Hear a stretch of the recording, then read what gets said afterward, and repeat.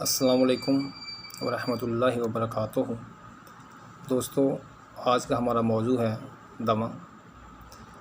تو موضوع کا آغاز کرنے سے پہلے تمام دوستوں سے گزارش ہے کہ جن دوستوں نے ابھی تک چینل کو سبسکرائب نہیں کیا وہ چینل کو سبسکرائب کر لیں تاکہ آنے والی ہر ویڈیو آپ تک بآسانی پہنچ سکے۔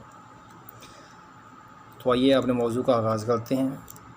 دمہ ایک ایسی بیماری ہے سانس کی کہ جس کے اندر سانس بہت مشکل سے آتا ہے اور یہ سالوں سال چلتی ہے، بلکہ ایک محاورے کے مطابق دمہ دم سے۔ مریض کو کھانسی کے ساتھ سانس میں مشکل بلکہ بہت زیادہ جدوجہد کے ساتھ سانس لینا پڑتا ہے۔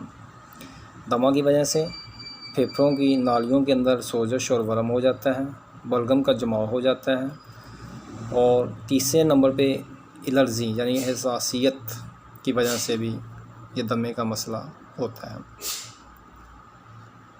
دمہ ہر عمر میں ہو سکتا ہے، بچوں میں بھی، بڑوں میں بھی، بوڑھوں میں بھی۔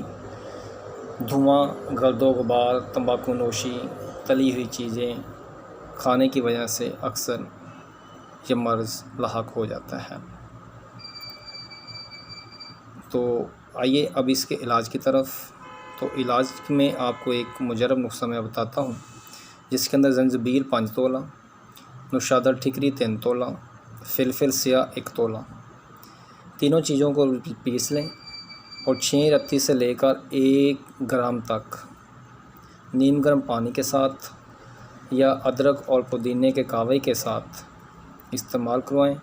انشاءاللہ بفضل خدا دمہ بالکل جڑ سے ختم ہو جائے گا۔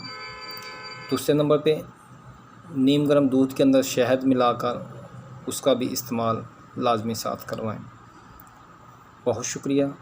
السلام علیکم۔